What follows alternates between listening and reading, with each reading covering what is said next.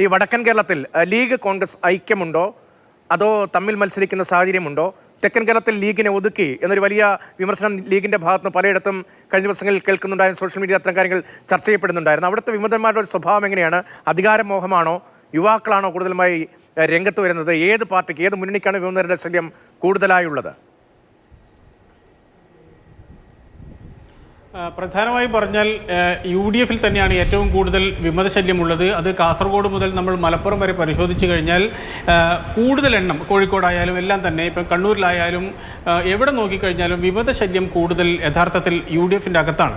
അതിൽ മലപ്പുറവും നമ്മൾ കാസർഗോഡും പരിശോധിക്കുകയാണെങ്കിൽ അവിടെ UDF-ൻ്റെ അകത്തുള്ള ലീഗും കോൺഗ്രസും തമ്മിലാണ് പലയിടത്തും പ്രശ്നങ്ങൾ ഉണ്ടായിട്ടുള്ളത്. ഈ പ്രശ്നങ്ങൾ പൂർണ്ണമായും പരിഹരിക്കാൻ കഴിയുന്ന തരത്തിൽ ഉള്ളതല്ല, അതിനേക്കാളും ആഴത്തിലുള്ളതാണ് ഈ പല പ്രശ്നങ്ങളും. നമുക്കറിയാം, അവിടെ ഓഫീസ് അടക്കം തന്നെ മാറി, കോൺഗ്രസിൻ്റെ ഓഫീസിൽ നിന്നടക്കം ചിത്രങ്ങളടക്കം എടുത്തു കൊണ്ടുപോയി ഓഫീസ് അടക്കം പൂട്ടിയിടുന്ന സാഹചര്യം നമ്മൾ കണ്ടു. അവിടെ ലീഗിന് സ്ഥാനാർത്ഥിത്വം അനുവദിച്ചു, കോൺഗ്രസിൻ്റെ സീറ്റിൽ ലീഗിന് സ്ഥാനാർത്ഥിത്വം കൊടുത്തു എന്നതായിരുന്നു ഏറ്റവും പ്രധാനപ്പെട്ട പ്രശ്നമായി കാണുന്നത്. പക്ഷേ കേവലമായി നമ്മൾ നോക്കുകയാണെങ്കിൽ ഇതെല്ലാം തന്നെ പാർട്ടിക്കകത്തു നിന്നോ മുന്നണിക്കകത്തു നിന്നോ ഉള്ള സ്ഥാനാർത്ഥികളാണ് മത്സരിക്കുന്നത് എങ്കിൽ കൂടിയും അതിൻ്റെ ഉള്ളിൽ കുറേ കൂടി ആഴത്തിലുള്ള രാഷ്ട്രീയമുണ്ട്. അത് എതിരാളികൾക്ക് മുതലെടുക്കാൻ പാകത്തിലുള്ള സാഹചര്യം ഉണ്ടാക്കിയെടുക്കുന്നു എന്നിടത്താണ് പ്രധാനപ്പെട്ട കാര്യങ്ങൾ. ഇപ്പോൾ സ്വാഭാവികമായും UDF-നകത്ത് ഒരു വിമതൻ സ്ഥാനാർത്ഥിയായി നിൽക്കുന്നു, അയാൾ ഉറച്ചു നിൽക്കുന്നു എന്ന് വന്നു കഴിഞ്ഞാൽ അവിടെ LDF-ന്റെ ആൾക്കാർ അവരെ പോയി കാണുകയും LDF-ന്റെ പത്രിക പിൻവലിപ്പിച്ച് അവിടെ നേരത്തെ കൊടുത്തിരുന്ന LDF-ന്റെ സ്ഥാനാർത്ഥിയെ പിൻവലിച്ച് ഈ വിമതന് പിന്തുണ കൊടുക്കുകയും ചെയ്ത് ഘട്ടം ഘട്ടമായി അവർ വിമതരെ അവരുടെ പക്ഷത്തേക്ക് കൊണ്ടുവരുന്ന രാഷ്ട്രീയമായ തന്ത്രത്തിൻ്റെ ഭാഗം കൂടിയായാണ് ഇത്തരത്തിൽ ഈ വിമതരെ പരീക്ഷിക്കുകയും ഇറക്കുകയും ചെയ്യുന്നത്. പക്ഷേ മറ്റ് ചില സ്ഥലങ്ങളിൽ, ഇപ്പോൾ കണ്ണൂർ നോക്കുകയാണെങ്കിൽ സാധാരണ രീതിയിൽ CPM-നകത്ത് ഇത്തരത്തിൽ വിമതശല്യങ്ങളോ അല്ലെങ്കിൽ റിബൽ സ്ഥാനാർത്ഥികളോ ഉണ്ടാകാറില്ല. പക്ഷേ ഇത്തവണ പയ്യന്നൂരിലായാലും കണ്ണപുരത്തായാലും നമ്മൾ ഈ സാഹചര്യം കാണുന്നു. കോഴിക്കോടാണെങ്കിൽ CPIക്ക് സീറ്റ് നൽകിയ സ്ഥലത്ത് CPM സ്ഥാനാർത്ഥിയെ പ്രഖ്യാപിക്കുന്നു. ഇതെല്ലാം തന്നെ മുന്നണിക്കകത്ത് അസ്വാരസ്യങ്ങൾ ഉണ്ടാക്കുകയും ഈ പ്രശ്നങ്ങളെ കൂടുതൽ സങ്കീർണമാക്കുകയും ചെയ്തിട്ടുണ്ട്. ഭഗീരഥ പ്രയത്നമാണ് കോൺഗ്രസ് കഴിഞ്ഞ 2-3 ദിവസമായി കോഴിക്കോട് ഉൾപ്പെടെ ഈ വിമതശല്യം പരിഹരിക്കുന്നതിന് വേണ്ടി ശ്രമിച്ചുകൊണ്ടിരിക്കുന്നത്. ഇന്ന് വൈകിട്ടോടുകൂടി ഈ വിമതശല്യം പരിഹരിച്ചില്ല എങ്കിൽ ഇതിലെ പല സ്ഥാനാർത്ഥികളും മറ്റൊരു മുന്നണിയുടെ ഭാഗമാവുകയും അവർ വിജയിക്കുന്ന സാഹചര്യം വരെ ഉണ്ടാവുകയും ചെയ്യും. ഇതെല്ലാം തന്നെ അതിസങ്കീർണമായ ഒരു രാഷ്ട്രീയ സാഹചര്യം ഈ തദ്ദേശ തെരഞ്ഞെടുപ്പിൽ ഒരുപക്ഷേ മധ്യകേരളത്തിലെ വിവരങ്ങളുമായി മധ്യകേരളത്തിന്റെ രാഷ്ട്രീയം മറ്റൊന്നാണല്ലോ. പ്രത്യേകിച്ച് ഇപ്പോൾ ശബരിമലയുമായി ബന്ധപ്പെട്ട വിവാദങ്ങളൊക്കെ നിൽക്കുന്നുണ്ട്. അതും വലിയ തോതിൽ എല്ലായിടത്തും എന്ന പോലെ മധ്യകേരളത്തെയും ബാധിക്കും. അതേസമയം തന്നെ ഈ മുന്നണികളുടെ പ്രശ്നങ്ങൾ എങ്ങനെയുണ്ട്? ഇപ്പോൾ ഉദാഹരണത്തിന് കേരള കോൺഗ്രസ് CPI കഴിഞ്ഞ തദ്ദേശ ഇലക്ഷനൊക്കെ ഈ മുന്നണി മാറ്റവുമായി ബന്ധപ്പെട്ട കാര്യങ്ങൾക്ക് വലിയ തോതിൽ ചർച്ച ചെയ്യപ്പെട്ടതാണല്ലോ. ഇപ്പോൾ കേരള കോൺഗ്രസും CPI തമ്മിൽ മത്സരമുണ്ടോ? കോൺഗ്രസിന് വലിയ തോതിൽ പാർട്ടിക്കുള്ളിൽ നിന്ന് തന്നെ വിമത നീക്കമുണ്ടോ? പ്രശ്നങ്ങൾ പരിഹരിക്കാൻ എല്ലാ മുന്നണികൾക്കും കഴിയുന്നുണ്ടോ? തൃശ്ശൂരിൽ ഒരു ലോക്സഭാ അംഗത്തെ വിജയിപ്പിക്കാൻ കഴിഞ്ഞതിൻ്റെ ആവേശം അവിടുത്തെ തദ്ദേശ തെരഞ്ഞെടുപ്പിൽ പ്രകടമാക്കാൻ BJP കഴിയുന്നു. എന്താണ് പൊതുവിലൊരു മധ്യകേരളത്തിൻ്റെ സാഹചര്യം? രതീഷ്, നമുക്ക് ആദ്യം കൊച്ചി നഗരസഭയിലേക്ക് തന്നെ വരാം. അതായത് ഏറ്റവും കൂടുതൽ ഒരു ഗ്ലാമറസ് ആയിട്ടുള്ള സംസ്ഥാനത്തെ കോർപ്പറേഷനാണ് കൊച്ചി കോർപ്പറേഷൻ.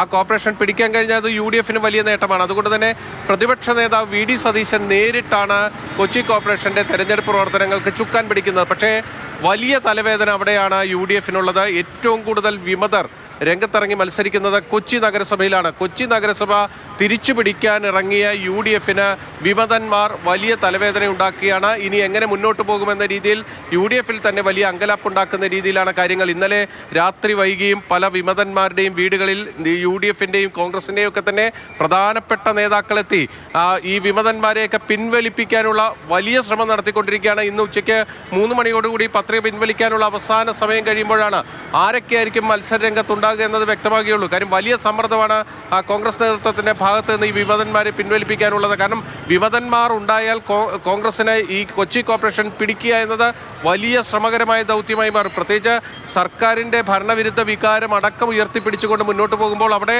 ഏറ്റവും വലിയ പ്രശ്നമായിട്ട് വരുന്നത് ഈ വിമതന്മാരാണ്. പശ്ചിമ കൊച്ചിയിലും എല്ലായിടത്തും വിമതന്മാരെ കൊണ്ട് പൊറുതിമുട്ടിയിരിക്കുന്ന അവസ്ഥയിലാണ്. ഇനി ജില്ലാ പഞ്ചായത്തിലേക്ക് വന്നാൽ അവിടെ കടമുക്കുടി ഡിവിഷൻ കോൺഗ്രസിൻ്റെ ഏതാണ്ട് ഉറച്ചൊരു ഡിവിഷനാണ്. ആ ഡിവിഷനിൽ UDF-ന് സ്ഥാനാർത്ഥി പോലുമില്ല. കോൺഗ്രസിന്റെ സ്ഥാനാർത്ഥിയുടെ നോമിനേഷൻ തന്നെ തള്ളിപ്പോകുന്ന അവസ്ഥയുണ്ടായി. അത് നേതൃത്വത്തിന് വലിയ തിരിച്ചടിയാണ്. ഇതിൽ തെരഞ്ഞെടുപ്പ് കമ്മീഷന്റെ ഉദ്യോഗസ്ഥരെ അടക്കമാണ് കഴിഞ്ഞ ദിവസം കോൺഗ്രസ് നേതാക്കൾ കുറ്റം പറയുന്ന അവർ കോടതിയിലേക്ക് പോകാൻ പോവുകയാണ്. പക്ഷേ ഏറ്റവും പ്രധാനപ്പെട്ട കാര്യം നിലവിലുള്ള ജില്ലാ പഞ്ചായത്തിന്റെ വൈസ് പ്രസിഡന്റിന്റെ നോമിനേഷനാണ് തള്ളിപ്പോയത്. അതിനുള്ള പ്രധാനപ്പെട്ട കാര്യം ആ ഡിവിഷനിലുള്ള ഒരു വോട്ടറല്ല നോമിനേഷൻ പ്രപ്പോസ് ചെയ്തിരിക്കുന്നത് എന്നതാണ്. അതായത് ഒരു ബാലപാഠമാണ് തെരഞ്ഞെടുപ്പിലെ കൃത്യമായി ആ ഡിവിഷനിലെ ഒരു വോട്ടർ തന്നെ നോമിനേഷനിൽ പിന്താങ്ങണമെന്നത്. അതുപോലും ഉറപ്പിക്കാതെ പോയി എന്നത് ഈ കോൺഗ്രസിന്റെ ഭാഗത്തു നിന്നുള്ള വലിയ വീഴ്ചയാണ്. അതോടൊപ്പം തന്നെ നമ്മളിനി പാലക്കാടേക്ക് പോയി കഴിഞ്ഞാൽ പാലക്കാടാണെങ്കിൽ പാലക്കാട് നഗരസഭയാണ് ഏറ്റവും പ്രധാനപ്പെട്ടത്. അവിടെ BJP കഴിഞ്ഞ 10 വർഷമായി ഭരണം തുടരുന്നു. BJPക്ക് അകത്ത് വലിയ പ്രശ്നങ്ങളുള്ള സ്ഥലമാണ് പാലക്കാട്. കോൺഗ്രസിനെ സംബന്ധിച്ചിടത്തോളം ആ നഗരസഭ പിടിച്ചെടുക്കാൻ കഴിഞ്ഞാൽ അത് അവർക്ക് വലിയ നേട്ടമാണ്. അതിനുവേണ്ടി ശ്രമിക്കുമ്പോൾ പാലക്കാട് വിമതശല്യമുണ്ട്.